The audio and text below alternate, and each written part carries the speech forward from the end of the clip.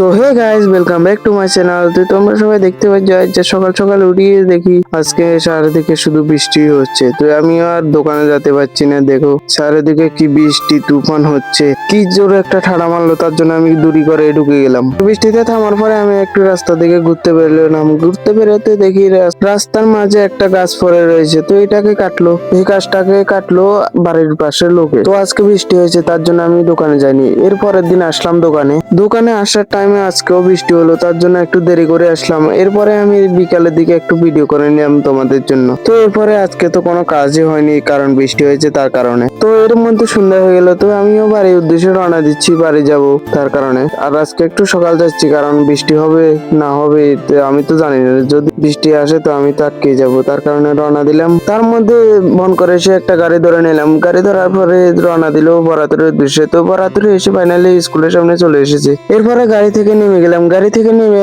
পরে আমি বাড়ির উদ্দেশ্যে রওনা দিচ্ছি। তো আমি এখন বাড়ি যাব, বাড়ি যেয়ে বাড়িতে গিয়ে একটু ফ্রেশ ট্রেশ হয়ে যাবো। ফ্রেশ ট্রেশ হওয়ার পরে আমি একটু শুয়ে থাকবো। তো আমি বাড়ি আসার পরে দেখি একটা রাস্তার মধ্যে এখানে একটা কজ্জা হচ্ছে। তো আমি কোনো কজ্জা না দেখি আমি সিধে বাড়ি চলে এসেছি। বাড়ি চলে এসে একটু শুয়ে রইলাম ফ্রেশ ট্রেশ হয়ে। তো গাইস, আজকের জন্য ব্লগটা দূরে, এরপরে আবার নেক্সট ভিডিওতে দেখা হবে। তব তক লে বাই গাইস।